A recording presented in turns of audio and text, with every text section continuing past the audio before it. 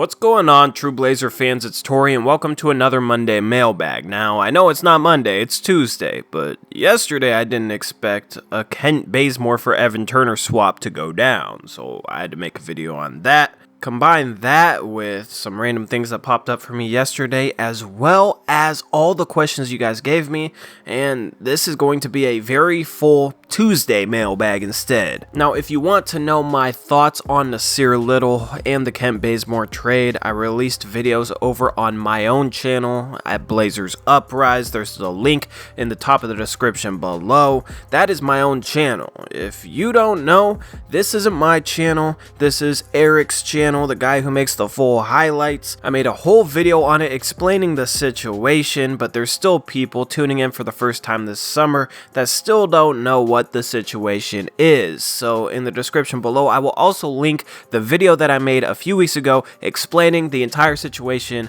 why there's another Blazer channel that I'm hosting, why I'm still making content over here. Even though I'm a guest, I'm doing that community-based content over here. So anyway, before you continue watching this video, make sure to go to the link in the description below and subscribe to Blazers Uprise. Over here, we still got the mailbags coming at you every Monday, or if things get hectic, early Tuesday. I will also have a Pulse episode soon. I am dropping polls sometime today, where I ask you about your thoughts on Nasir Little and Kent Bazemore. Stay tuned with our community tab so you don't miss those. And then also, I will have one final free agency and trade idea video. So if you have any free agency or trade ideas, leave them in the comment section below. But before you do that, watch this video, and anybody that I mention in this video, try not to mention them. Try and give me some new ideas, some new names on the market that you find intriguing, some new trade possibilities that you think could help the Blazers. We've addressed a lot of the same different types of talking points.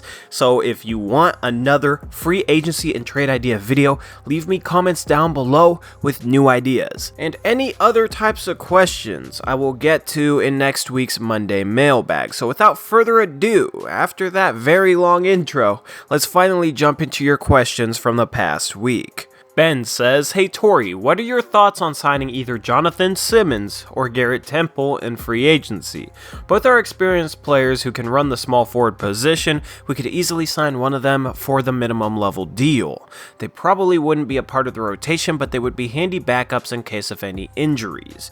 Now, first off, I disagree with you on Garrett Temple. I think he will get paid around $5 million a year at least. He is a very good veteran, would be a very good backup wing, but we already kind of got our Garrett Temple and Kent Bazemore. I know you asked this question before we made that trade for Kent Bazemore, but Garrett Temple I do think will get paid, so I don't think he makes much sense for us because he's not any better than a guy like Rodney Hood, who I would rather keep for the mid-level exception. Meanwhile, Jonathan Simmons actually is not a free agent because he just got traded, and to trade a player on a team option, you have to pick up that team option. He had a team option for next season worth a little under $6 million. So he's going to be making $6 million or so for the Washington Wizards next season, as he was a part of that 42nd pick trade, which landed the Washington Wizards Admiral Schofield out of Tennessee. Carlos Luna says, "Great videos, man, but now the Northwest just got much tougher for your Blazers. Jokic, Michael Porter Jr., Bol, Gary Harris, Jamal Murray." He's naming a bunch of Nuggets. He asks, "So who will be the best team in the Northwest next season?" And Carlos, I feel like I've seen you in this comment section before. I didn't know you weren't a Blazer fan, and you know what? You've been nothing but respectful in this comment section, so I have nothing but respect for you as a fan of an opposing team, which I assume is the Denver Nuggets. But also, I don't think the Denver Nuggets should be counting on Michael Porter Jr. next season. Dude's always injured. He's barely played at the college level. He's sat out a lot the past 2 seasons, so I think he will be rusty. He's going to need time to adjust, and also I don't think his skill set translates all that well to the NBA level. I don't think he has the athleticism to blow by guys. I don't think he's good enough with the ball to be able to score off the dribble consistently. I don't think he's a good enough shooter to be a consistent knockdown three-point threat. A lot of Nuggets fans are getting their hopes up for Michael Porter Jr., and I think that he's going to let shut them down. Now, who's the favorite in the West? Right now, you could make a case for 3, maybe even 4 teams if the Oklahoma City Thunder figures out what's going on there. But you have a 3-headed monster in the Northwest Division, 3 of the top 5 teams in the West going into next season, in my opinion. The Jazz, who just upgraded with Mike Conley, the Denver Nuggets, who are young and continuing to cultivate young talent, and then the Portland Trailblazers, who probably aren't done this offseason. We'll see what they have left to do. But I'm not going to bet against my Blazers, so if you need an answer, there it is. Crab T says, the Celtics situation makes me question if we can buy low on Gordon Hayward. And do you think trying to take on Wiggins' contract to get Covington and Saric is possible / worth it? In regards to Hayward, yes, it's possible they look to move him. Yes, we could possibly buy low, but matching salary is going to be tough. Now that we traded Evan Turner for Kent Bazemore, now we'd have to include Myers Leonard, Maurice Harkless, Scalabrine, and probably Gary Trent. All 4 of those guys just in order to match salary to bring in Gordon Hayward. And then you're probably looking at a pick or 2. I don't know if I'd do that deal if I was Portland, and I don't know if Boston would do that deal either. They might look to go young and cheap with a lot of their young wings and let them develop. They just drafted a good young wing in Romeo Langford who could step into Hayward's role if they decide to go young, so that could be a potential target for the Portland Trailblazers. Gordon Hayward wasn't as bad as people think last season. He was closer to his old self than people realize. His true shooting percentage was a little bit above average. His per 36 minutes was about 16 points per game. If you can upgrade that to around 20, then he's back to his old self. I do expect him to get back to the Gordon Hayward of old that we saw for the Utah Jazz next season, so he would be a very good player for the Portland Trailblazers to trade for, be that offensive option that we've desperately needed at the small forward position for years. And he's not a bad defender either. I feel like he gets a bad rap as a bad defender. He's about as average as it gets, so he could be that piece that we need going forward, but it's going to be hard to trade for him. And then you asked about possibly taking on Andrew Wiggins' contract in order to take on Robert Covington and Dario Saric. Now, Dario Saric got traded, but I still feel like it's a valid question because Robert Covington is a player that a lot of Blazer fans want, and he's a guy that would fit perfectly in at our starting small forward position.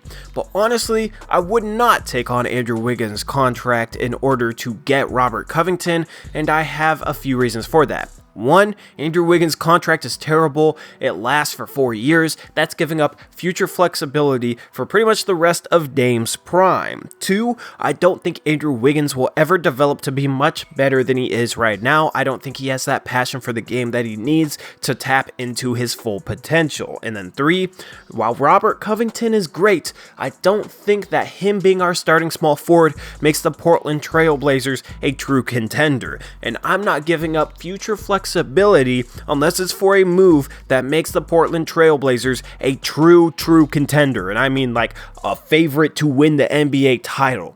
Getting a guy like Blake Griffin would put Portland in that position, and that's why I'd gamble on him. Getting a guy like Otto Porter, while he is a little bit better than Robert Covington, he also has a little better contract than Andrew Wiggins. He's not locked in as long as Andrew Wiggins is, so we'd still have a little bit more flexibility if we went the Otto Porter Jr. route. That's why those are my top 2 targets this summer. I probably would not take on Andrew Wiggins just to get Robert Covington. Definitive One back again, saying, hey Tori, I hadn't heard about the Bulls shopping Otto Porter Jr., but I hope they are. That leads me to this question. Is Olshey aggressive enough to get us what we need to truly contend? It seems we almost got somebody. Meanwhile, OKC gets PG, Bulls get Otto Porter Jr., LA gets AD, etc. Any thoughts on this? And we would have Otto Porter Jr. if we had expiring contracts last season. Portland was close to making a deal for him, but then the Chicago Bulls jumped in at the last minute with some solid young players on expiring deals, which is what the Washington Wizards were looking for. If we were in a position like we are this year, I think we could have gotten a trade done for Otto Porter Jr. at the deadline last year.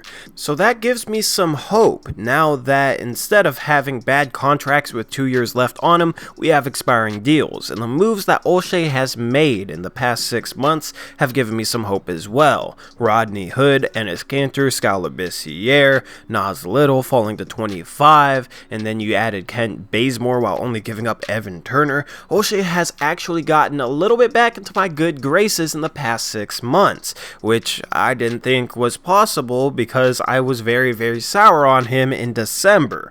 And honestly, from what I'm hearing, I think he is aggressive enough. I think he will be aggressive. I think he'll try and turn this team into a contender. I don't have any worries about Olshey going forward like I used to. Dimitri Rose follows that up almost perfectly by saying, what do you think we will have to give up to get Otto Porter Jr.? He seems like he would be a good fit.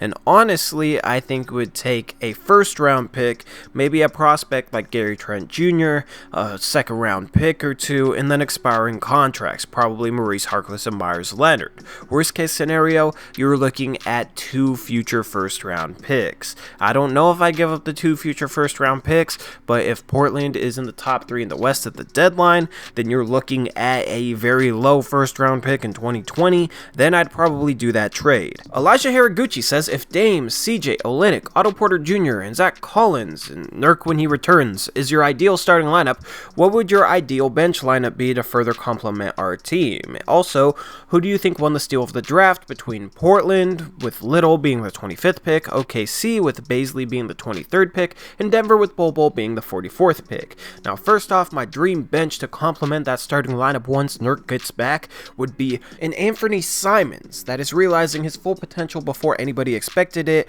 and is contending for both 6th man of the year as well as most improved player. I think he has the potential to do that. It's not likely, it's more the best case scenario, but that's basically what this hypothetical is. So we're starting off with a 6th man of the year candidate, Anthony Simons. And then you got Rodney Hood as your backup wing, playing like a Rodney Hood in Utah, playing like the Rodney Hood that we saw against the Denver Nuggets, playing like another 6th man of the year candidate. Then you got Zach Collins coming into his own off the bench, having a Serge Ibaka impact like Ibaka had last year for the Toronto Raptors. And then you got Myers Leonard shooting 50% from 3, finally realizing his defensive potential and coming into his own as well. Now, I know you may have been looking for some out-of-house replacements, but I think our in-house guys, some guys that we already got, if they were able to realize their full potential, would be better than anybody we could find via trade or free agency. Ethan Simmerman says, hey Tori, I must admit something that I really enjoyed last season, even if it's a very small thing, and that is the clear friendship between Zach Collins and Myers Leonard. It's fun to watch teammates play together when they really are friends off the court. What is your view on this? Would love to hear what you have to say on it. Keep up the good work. And honestly, I love how good our culture is. I think pretty much every player on the roster is friends with each other. You could say this about any sort of connection on the team, and that's what I really like about our culture. I really like every player that we have on the roster now, and it's one of the most fun groups that I've had the privilege to root for. It might be the most fun group of guys that I've seen in Blazer uniforms. So while the Myers Leonard and Zach Collins friendship is fun, just the whole culture and attitude and vibe around the team is fun. Eugene David says, hey Tori, what about Kevin Love? Bring him home possibly. And I'm not a fan of acquiring Kevin Love. First off, it'd give up all future flexibility, like I said earlier in regards to the possibility of taking on Andrew Wiggins' contract. Now, I would rather have Kevin Love than Andrew Wiggins and Robert Covington, but still, I don't think Kevin Love makes Portland a true contender. I still don't know if Portland would be a top 2 team in the West, and that's because Portland had the 16th ranked defense last season, and that was without Farouk Aminu as our starting power forward. If you replace Aminu with Kevin Love, that defense probably becomes a bottom 10 defense, and you're not winning a championship or beating a true contender if you have a bottom 10 defense. Portland isn't winning a series against a Toronto with Kawhi, or a Milwaukee, or a Golden State Warriors team that has Steph, Clay, and Draymond Green, just because they can't defend at a high enough level.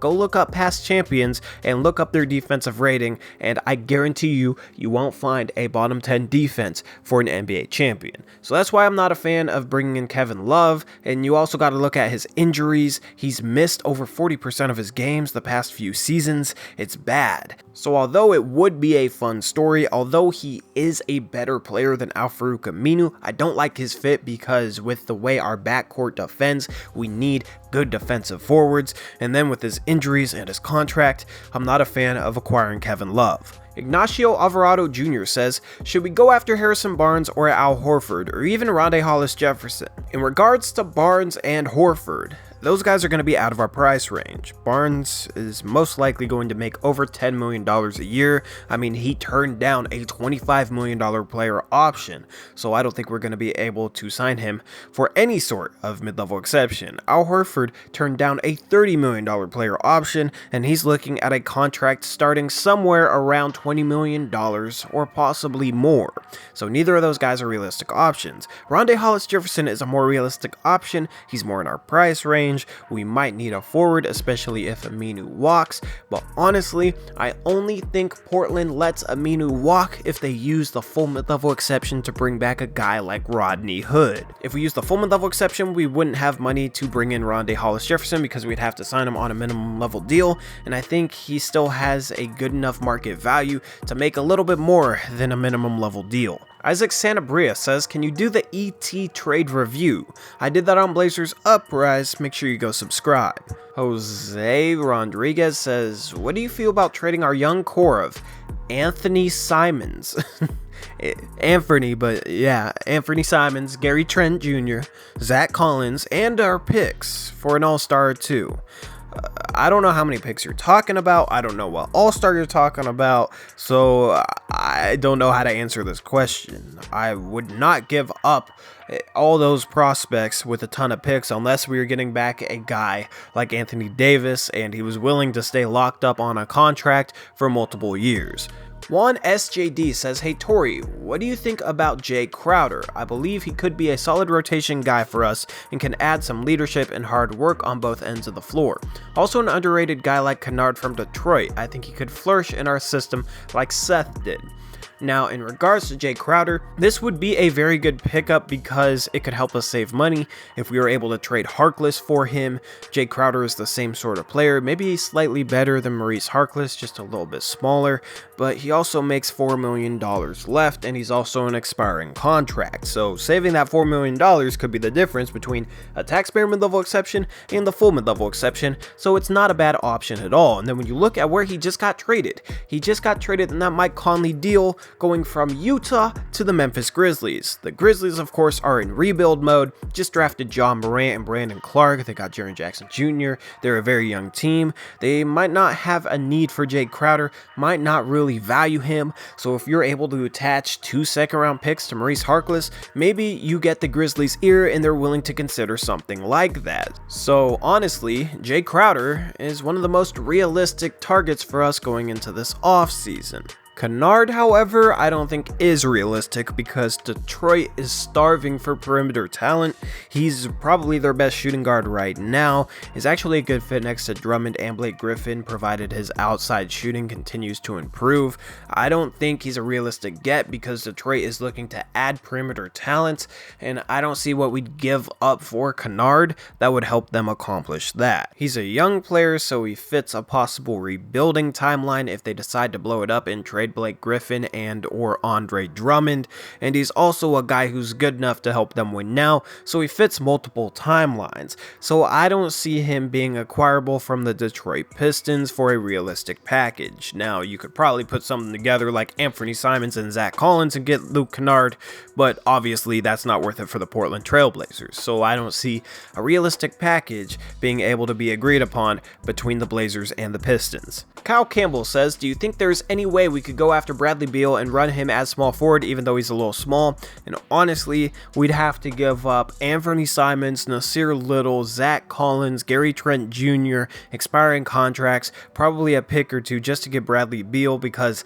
Washington isn't looking to trade Bradley Beal. They probably would have traded him during the NBA draft. They probably could have traded him for the 4th overall pick from New Orleans. They didn't elect to do so. So if we want to pry him away, we'd have to give up far too much. So I don't think he's a realistic option. I also don't like his fit at a small forward. If we had a big Klay Thompson-like guard as our shooting guard, then yeah, you could probably play somebody like Dame, a Klay type of shooting guard, as well as Bradley Beal.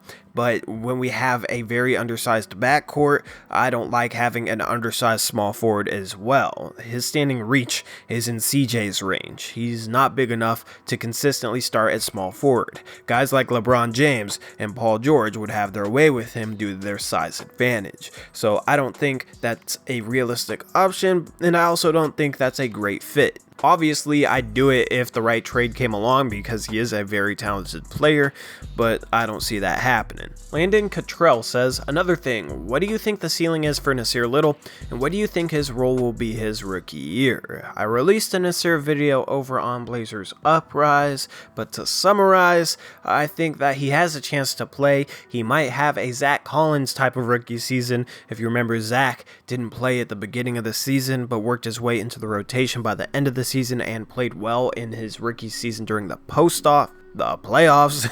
This video is getting long, but in terms of his long-term potential, I think he could be a borderline all-star, like a poor man's Kawhi Leonard is what I see his ceiling being. Michael, the original Dizzy D Lavamodier Lavim. That guy says, what about a trade for Sabonis? And I would love this on so many levels. First off, he's a Sabonis, he's Arvidas's kid. Second, I'm a big Gonzaga fan. He played at Gonzaga. Third, he would actually be a very good player for us. Fourth, I actually think this is a slight possibility because the Pacers just drafted Goga Bitadze, who is a very solid backup center who should play minutes right away behind Miles Turner. I don't know if Domantas Sabonis is a long-term power forward. I'm guessing that's what the Pacers are going to play him as, but who knows? Maybe they look to see what's out there for him, and if we could bring him in, he's a great fit with Zach Collins. He's another very good young piece. We need some big man depth with the potential of losing Enes Kanter and the potential that Nurkic is out for a good portion of next season, and he also provides a skill set that I really like because he's a guy who defends well, he scores really well inside, has a solid floater, solid push shot, and he can hit threes. He just doesn't shoot a lot of him, but I definitely think his jump shot could be a huge asset going forward, so I would love to get him. It would probably take a lot to get him. You'd probably be looking at parting ways with a guy like Anthony Simons or parting ways with a guy like Zach Collins, who might be a little bit more of a power forward. I don't know what it'd take, but it would definitely be a tough trade to make considering how much I like some of our young talent, but I would love to have Domantas Sabonis on this team. The Marked Wolf says, I feel Hood is better than Otto Porter. I mean, the Wizards guards are almost the same as Dame and CJ, but the Wizards can't even get out of the semifinals in the weaker Eastern Conference. First off, Dame and CJ are far better than John Wall and Bradley Beal.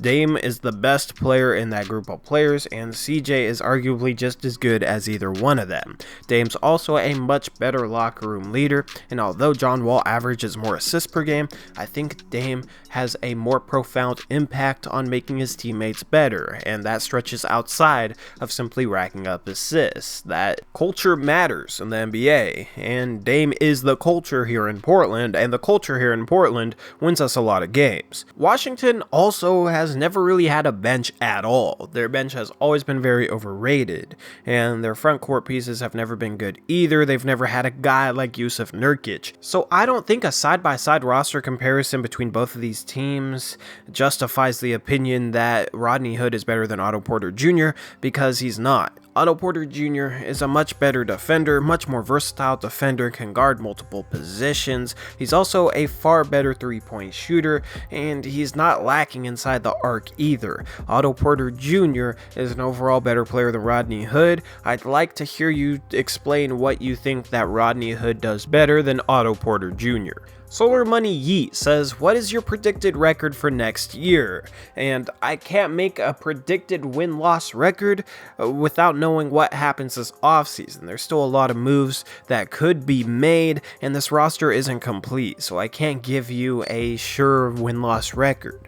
With the way the roster looks right now, if we brought back Rodney Hood, you're probably looking at 52 wins in my opinion.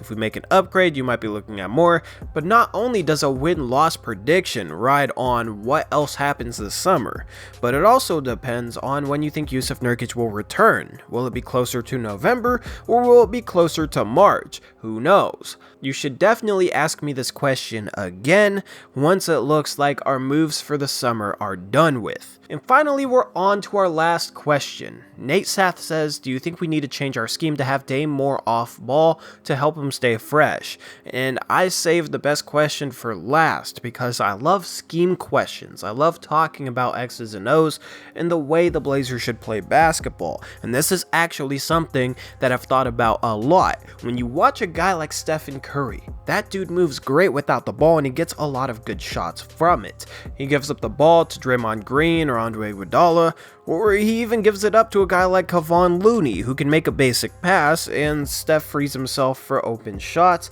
He also gets the defense scrambling due to his off-ball movement, and guys close out on him hard, and then he attacks the lane. He opens up a lot of things for himself by moving off the ball, and I want Dame to watch that, do some film study this summer, and take some lessons from that and apply it to his game next season, so he's not dominating the ball so much, and he's moving well without the ball, because if that improved, it would make things a lot easier come playoff time. It would be a lot harder to game plan for Dame, and it would be much easier for him to build a rhythm. So yes, they should look to involve Dame more off the ball, get him moving well without the ball, set screens for him off the ball, and run a more Golden State Warriors type of offense, because that's been proven to work. So anyway, thank you for all your questions this week. Finally done with this very long Monday mailbag. If you watch this thing all the way through, leave me a hashtag #GoBlazers down in the chat. It'd be nice to see a lot of those because I am worn out from this recording. I've been recording for almost 2 hours. Players leave it all on the court. I left it all on the recording. Or whatever. I don't know. I'm getting delirious, so I'm gonna get out of here. This has been Tori. I hope you guys enjoyed this Monday mailbag. Peace out. Go Blazers.